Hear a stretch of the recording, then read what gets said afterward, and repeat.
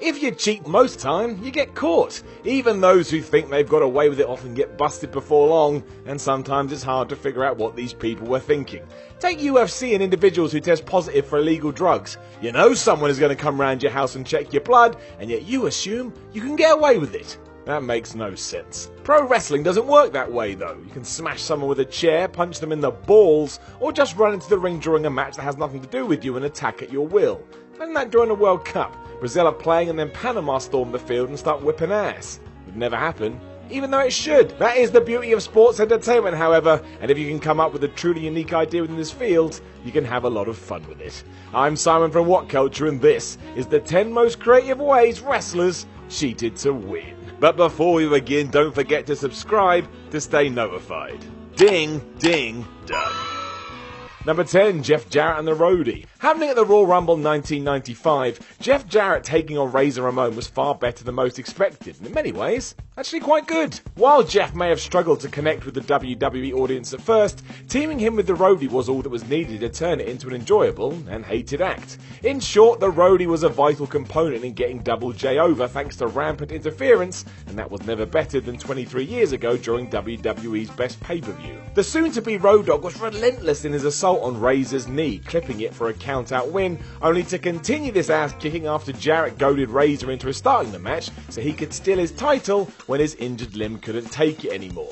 It was a masterclass in deception and one Ramon would never get retribution for, mostly as by July, Roadie and Jarrett were done as a team. Number 9, Brie and Nikki Bella. WWE took their time when it came to the Bellas' debut. Rather than reveal the fact they were twins straight away, it was a methodical plod before Brie came out as Nikki's identical sister and actually added something to the story everyone was trying to tell. As it seemed like Nikki would lose to Victoria, a trip under the ring seemed to completely rejuvenate her. Quick roll-up shocked the veteran and confused commentators Jim Ross and Taz no end. The duo then pulled the exact same trick a week later and tormented Natalya before we found out what had been going on. Even that was well done though. As Natty and Victoria tried to figure out what had happened, they went under the ring as one pulled out Bella's lower half and the other the top half. As a visual spectacle, it looked as if she must have been 10 foot tall and exceptionally bendy. Of course, it was just the fact that they were two separate people. It was a very inventive way to both bring them to WWE and make it intriguing along the way. Number 8, Bobby Heenan and Rick Rude. How do you beat the indestructible Ultimate Warrior? You get Bobby Heenan involved, and that's exactly what Rick Rude did at WrestleMania 5. Although on paper it seemed to be just another muscle-bound scrap for the IC title, it actually kicked off a creative and critically rewarding feud. After the best match Warrior had ever had up to that point, Rude suffered a suplex from the outside back into the ring, which is where the brain struck. Seeing what was happening, Heenan grabbed Warrior's boot and held on for the 3 count while the referee didn't see a damn thing. This pissed the Warrior off, as you can imagine, and he beat the crap out of Bobby, something he continued to sell later on in the evening when Heenan was also thrown around by the Red Rooster. Number 7, Triple H and Ric Flair. It sounds weird to say now, but Triple H's victory over D'Lo Brown, of all people, in a blindfold match was his final act on the show before all that Katie Vick stuff kicked off. Nice bit of trivia for you there. Taking place thanks to Eric Bischoff's Raw Roulette Wheel, these hoods hadn't been used since Jake Roberts and Rick Martel put on a bizarrely entertaining clash at WrestleMania 7. This pair did pretty well with it too, the highlight coming when Ric Flair ran in long enough for Triple H to lift his hood, see what was going on, and hit a lightning quick pedigree. It was easy entertainment that we don't see often today. It was even better here given that WWE were about to go down a path where Kane was a murderer and Triple H was having sex with fake dead people. Should have stuck to the blindfold nonsense. Number 6, Mankind, Shane McMahon and the Corporation. The Survivor Series 1998 is still wonderful to me. The night The Rock began his proper heel character, it was one of the few times WWE has made a tournament feel like it really meant something, especially as the winner would become the new world champion. The real question was always going to be how to take Stone Cold Steve Austin out of the equation if he wasn't going to be victorious, and it basically took a small army to do so as the Rattlesnake battled Mankind.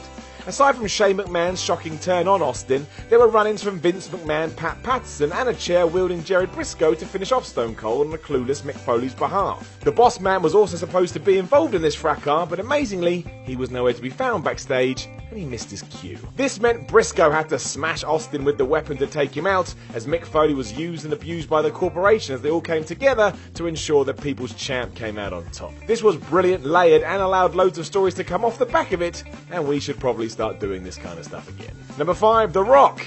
And talking of that night, one of those stories was The Rock teaming up with the McMahons to run riot. Having put the screws to Stone Cold Steve Austin earlier in the show, as we just mentioned, McMahon then reenacted one of those controversial moments in WWE history, and the ending to the previous year's Survivor Series, when he called for the bell, as he had done in Montreal after The Rock locked Mankind in the sharpshooter. Revealing this had been a ruse all along, Vince, Son Shane and the new WWE champ embraced before laying the boots to Mankind just to rub salt into the wound. It was cheating so good no one saw it coming, and we were all left with huge shocked faces, which is exactly what wrestling should always aim to do. Number 4, The Rock.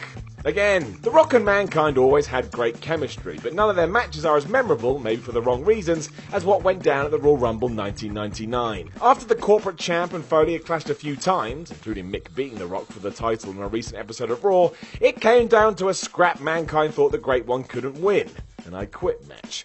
The Masked One would never say those words after all the suffering he had gone through in the WWE, so The Rock got creative instead. Smartly using pre-recorded audio of Foley uttering the words in a promo before the match, it was one of those situations where it's both clear what had happened, but also executed well enough to make you question it. Obviously what most of us remember is that finish that went way too far. The Rock destroyed Mankind's head with a chair to the point of lunacy. Number 3, Spike Dudley. Spike Dudley's pinching of the European Championship from William Regal was beautiful. Regal had been smashing people in the face for months at this point, always relying on a hidden set of brass knucks to ensure no one could actually kick out. He had the power of the punch. Finally, referees caught on to this, right down to checking William before a match and confiscating any illegal weaponry he had brought to the ring. Being the smart so-and-so he was, Regal simply started carrying a second pair, and he hid them in the ring. Unlike almost every wrestler in recorded history though, Spike was actually watching the broadcast before coming down the aisle. He then darted to the corner to steal the item before the ref made his final checks. He then sucker punched Regal and the Blackpool man was out for the count within seconds. It's not only fun to watch, but portrayed the babyface to be really smart, and the heel to be an idiot. You know, wrestling. Number 2, Eddie Guerrero. Probably the king of cheating in a fun and wonderful way, Eddie Guerrero was just brilliant in 2005. Embracing the whole lie, cheat and steal mantra to the point you couldn't help but love it, he even managed to pull this off during his last ever match when he clashed with Mr. Kennedy. Just days before his tragic death, which makes it all the more sad, at SmackDown, Guerrero won a spot on a Survivor Series team thanks to his tried and tested trick with a steel chair. After grinning down the camera lens with the referee down, Latino Heat walloped the canvas with the weapon before throwing it to the clueless Kennedy. Despite his protest, the ref believed he caught him red-handed and issued an immediate DQ. Eddie's mannerisms made this even better still, and watching this today will both warm your heart and make you want to cry. Number 1, Chris Jericho. Chris Jericho's victory over The Rock at the Royal Rumble in 2002 proved that Y2J could win the big one, even if he had to pull out every trick in the book to do it. Cheating constantly throughout the entire match, as well as relying on interference from Lance Storm and Christian, he even used ineffective refereeing courtesy of Nick Patrick to hit the Rock bottom with an almighty low blow and hurl his head into an exposed turnbuckle. Not enough for you? Don't worry, Jericho also rolled him up with both feet on the ropes. He'd done everything underhanded to claim the victory and yet still treated this win as proof that he was the best and that no challenge was beyond him. It was perfect bad guy stuff as Chris acted like he truly thought this and fans everywhere just wanted to see him get his head kicked in. So, mission achieved.